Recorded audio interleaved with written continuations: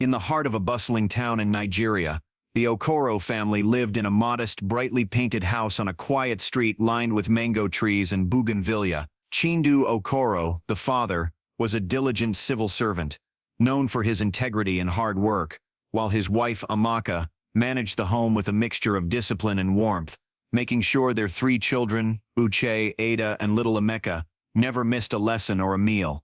Life had been steady, almost predictably simple, until the morning an ordinary-looking envelope arrived with no return address. Chinedu had been sipping his morning tea when the postman handed it over, and Amaka, curious as ever, urged him to open it immediately. Inside was a letter written in elegant handwriting that seemed both familiar and foreign at the same time. The letter was from an unknown relative, someone from Chinedu's extended family that had moved abroad decades ago, and it carried news that would unravel the quiet fabric of their family life. As Chinedu read aloud, the room seemed to shrink around them, the air heavy with disbelief and suspense. The letter revealed that the Okoros were entitled to a significant inheritance from a distant uncle they had never met, a wealthy man who had left behind not only material wealth, but also a series of secrets that could change everything they thought they knew about their family.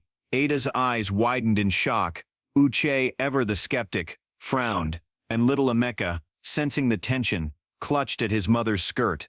The letter mentioned a series of conditions that needed to be met before the inheritance could be claimed, including tracing distant relatives and revealing truths hidden for generations. Suddenly, the family was propelled into a world of mystery, involving long-lost cousins, secret correspondences, and an inheritance lawyer based in Lagos, who seemed both helpful and enigmatic. Chinedu and Amaka debated late into the night, weighing the excitement of potential wealth against the uncertainty of engaging with unknown relatives. Over the next few days, the family found themselves writing letters, making phone calls, and traveling through towns and villages they had never explored.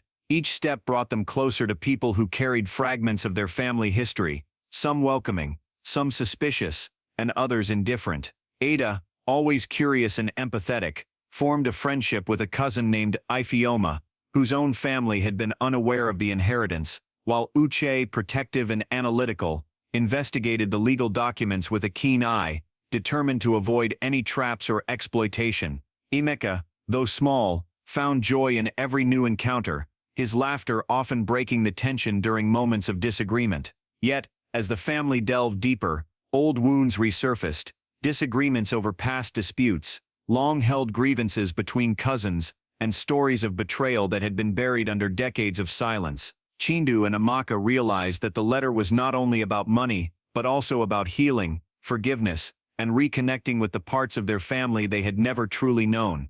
On a hot afternoon in Enugu, the Okoros met the lawyer and gathered in a grand sunlit room, along with relatives they had only just begun to know. Documents were signed, stories were exchanged, and the weight of the past seemed to dissolve into laughter and tears as misunderstandings were cleared, apologies made, and bonds forged. Through these encounters, Ada discovered that her father's childhood friend, long thought lost, had kept a diary detailing family events that revealed both heroic and shameful moments, helping everyone understand the choices and sacrifices of their ancestors. Uche, who had initially approached the matter with caution and skepticism, found himself touched by the sincerity of the extended family members, realizing that wealth without connection was hollow. The inheritance, once a symbol of material gain, gradually became a catalyst for family reunion, healing generational rifts, and teaching the Okoros that family was more than blood, it was trust,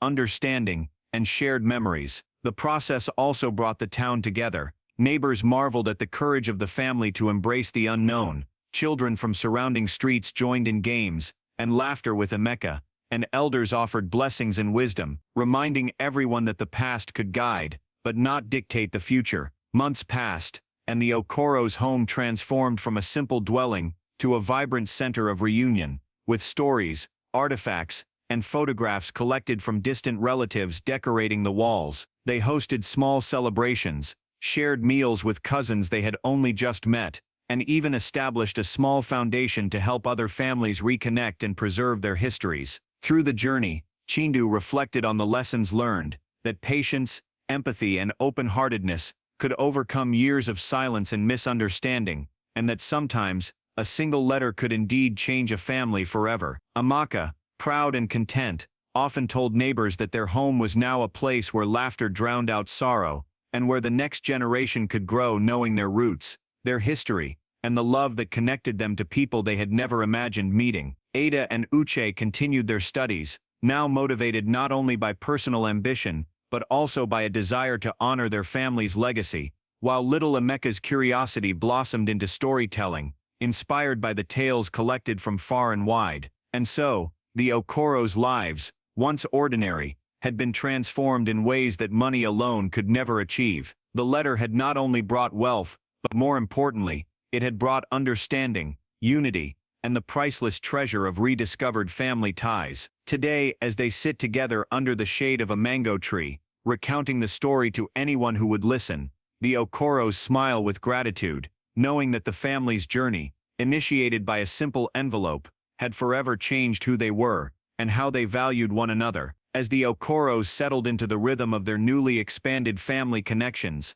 another letter arrived, this time from a remote village in Delta State, signed by an elderly woman named Mama Nkechi, who claimed to hold the key to a long-lost part of the family history. The children gathered around as Chinedu carefully unfolded the crisp, slightly yellowed paper, sensing that yet another adventure was beginning. Mama Nkechi's words spoke of a family feud that had erupted decades ago, one that had caused rifts between cousins, and even siblings, and had resulted in secrets being buried so deeply that no one alive had dared speak of them, until now. The letter hinted at a hidden property, a small farm on the outskirts of the village, where letters, photographs, and journals chronicling the family's history were kept under lock and key. Driven by curiosity and the growing desire to reconcile the past, Chinedu, Amaka, and the children decided to travel to the village immediately, accompanied by Ada and Uche's newfound cousins, Ifeoma and Chuka, who had insisted on joining them.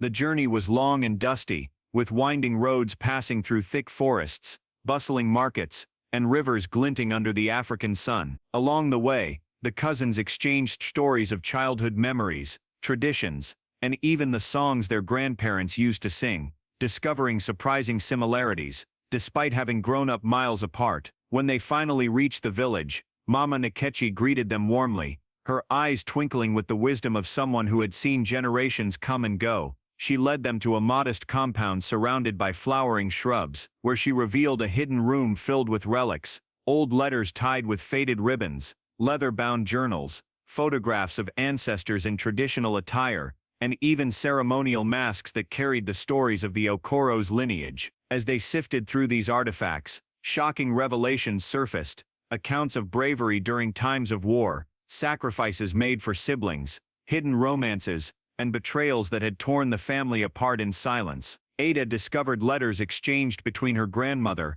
and an aunt she had never met, letters filled with longing, advice, and expressions of love that had been kept secret for fear of gossip. Uche uncovered a journal written by Chinedu's father, detailing the struggles he had faced raising his children after losing his own parents young, and the painful decisions he had made to protect family honor. The siblings and cousins spent days immersed in these discoveries, piecing together stories, laughing at old mischiefs, and shedding tears over heartbreaks long buried. Amaka, curious and wide-eyed, wandered around the compound, touching artifacts and asking questions, each inquiry sparking stories that the elders happily shared, filling the children's minds with pride and belonging. But amidst the joy, tension arose when distant relatives argued over ownership of certain items and interpretation of letters. Old resentments threatened to resurface, and Chinedu had to step in with patience and diplomacy, reminding everyone that the purpose of their journey was understanding and unity, not division.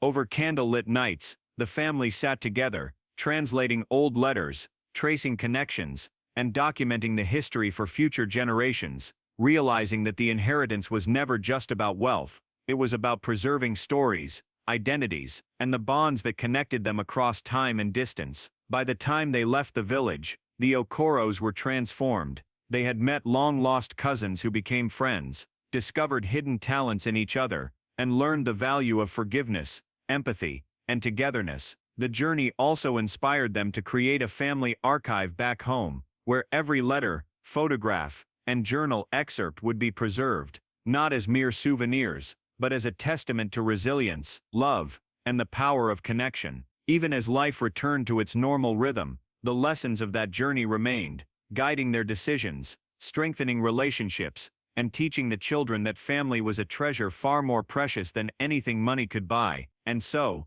the Okoro's story continued, enriched by the past, united in the present, and hopeful for the future. If you've been moved by the Okoro's journey, and want more heart-touching stories that celebrate family, heritage, and the unexpected ways life can change, don't forget to subscribe and share, so these stories reach hearts across Africa and beyond.